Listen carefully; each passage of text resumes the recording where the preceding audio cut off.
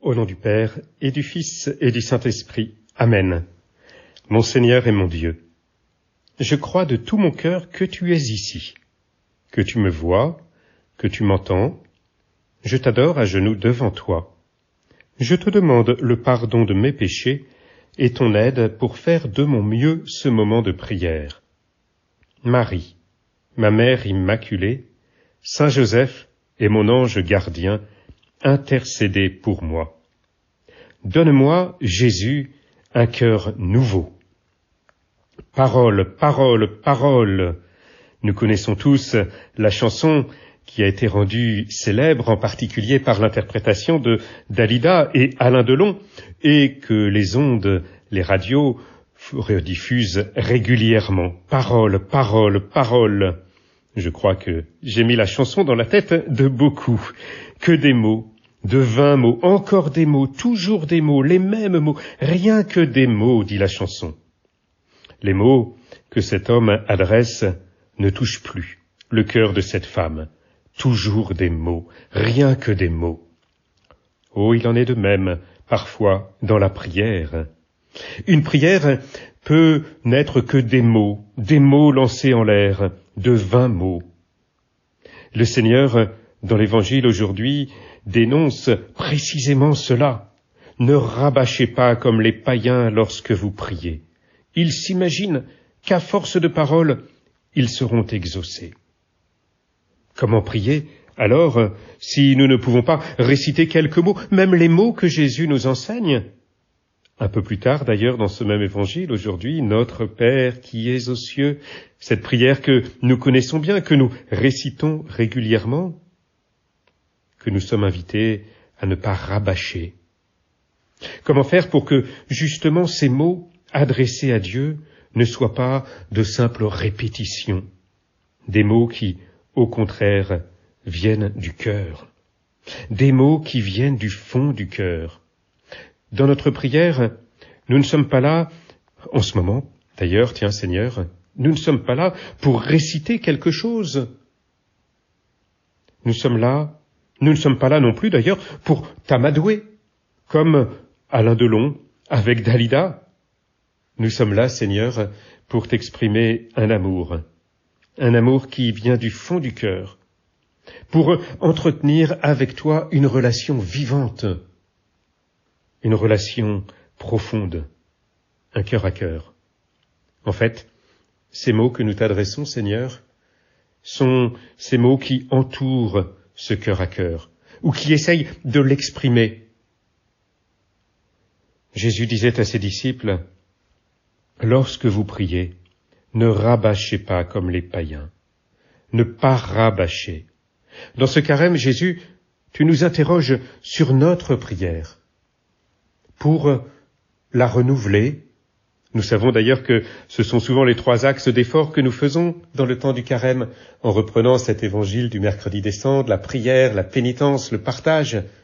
Et la prière est importante, mais non pas simplement comme si nous devions prier davantage, mais en sachant que tu nous invites, Seigneur, à renouveler notre prière. Tu nous amènes à la renouveler. Donne-moi un cœur nouveau. C'est ce que je t'ai demandé, Seigneur, au début de cette prière. Donne-moi, Jésus, un cœur nouveau. Donne-moi, Jésus, une prière nouvelle. Puisque la prière vient du cœur, si mon cœur est renouvelé, ma prière sera renouvelée.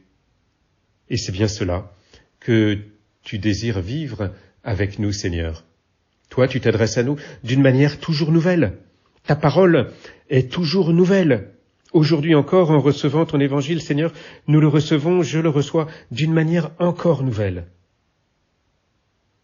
Et tu aimerais que cette prière que je t'adresse soit elle aussi toujours nouvelle. Pas répétition d'une prière que je t'ai déjà adressée. Et d'ailleurs, comme tu nous le dis dans l'évangile, tu sais déjà ce dont nous avons besoin. Votre Père sait de quoi vous avez besoin avant même que vous l'ayez demandé. Pas besoin donc de répéter 50 fois, mais au contraire de remettre notre cœur dedans, toujours. Ne pas répéter. Ne pas répéter. Et le chapelet, diront certains. Et le chapelet, Seigneur, je prends mon chapelet de temps en temps et je répète des Je vous salue Marie, je répète des Notre Père, je répète des gloires au Père. Est-ce que je rabâche comme les païens? C'est vrai que je peux répéter, mais je peux aussi dire ce chapelet du fond du cœur, comme un amoureux qui répète à sa bien-aimée qu'il l'aime, pas comme des paroles sans fondement, comme dans la chanson, mais quelque chose qui vient du fond du cœur, et ces mots sont peut-être les mêmes, mais ces mots sont sincères, et ces mots, exprimés avec une grande profondeur, viennent toucher le cœur de la bien-aimée. La prière vocale, le fait de prier en parole, peut s'apparenter quelquefois à une répétition, et parfois nous pouvons nous demander aussi, même lorsque nous sommes en train de dire le chapelet, de prier le chapelet, d'ailleurs j'ai dit dire, oui, nous pouvons nous demander si nous ne sommes pas en train de le dire avec le cœur qui est ailleurs. Un jour, un ami employait une image que je trouvais très belle. Il disait, c'est comme un organiste qui joue une belle pièce. Il peut l'exécuter en pensant complètement à autre chose. Le son sort des tuyaux, comme les Je vous salue Marie de notre bouche, quand nous le disons machinalement. Et puis, il peut aussi être pleinement à ce qu'il fait, et interpréter cette pièce de telle manière qu'elle exprime ce qu'il a au fond du cœur. Et cela change tout. La pièce a une âme, si j'ose dire. C'est la sienne qui s'exprime à ce moment-là dans cette pièce. Oh, bien sûr, si jamais il n'est pas en train d'y penser parfaitement, c'est très bien déjà que la pièce continue, qu'il ne s'arrête pas de jouer. Pour les gens qui sont là, ils se laissent porter aussi par cette pièce, et parfois dans notre prière du chapelet, parfois nous ne nous arrêtons pas, sous prétexte que notre cœur est un petit peu ailleurs, mais il s'agit pour nous de revenir quand même au fond des choses. Il s'agit pour nous de remettre notre cœur dans ces paroles pour que ces paroles ne soient pas des paroles, justement, que de 20 mots, rien que des mots, toujours des mots. Oui, quand cet organiste joue cette pièce en y mettant toute son âme, cette pièce a une âme. Et c'est ce que le Seigneur attend de notre prière. Je reprends une autre image, toujours dans la musique. Je pense un jour à 2 personnes que j'ai entendues qui chantaient un Ave Maria, très beau. Le premier, c'était lors de funérailles, et puis le deuxième, qui était exactement le même Ave Maria, la même pièce, c'était le dimanche suivant, une paroissienne qui chantait cet Ave Maria à la fin de la messe. L'Ave Maria, interprétée lors des funérailles, était interprétée par une chanteuse professionnelle, une très bonne chanteuse, mais pas croyante.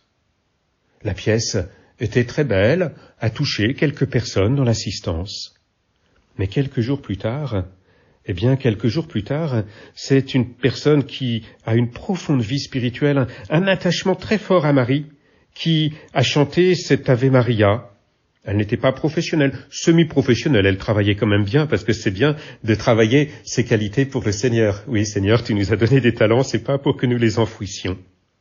Eh bien, entre ces 2 pièces, les 2 interprétations étaient très belles, mais la deuxième est venue toucher le cœur en profondeur.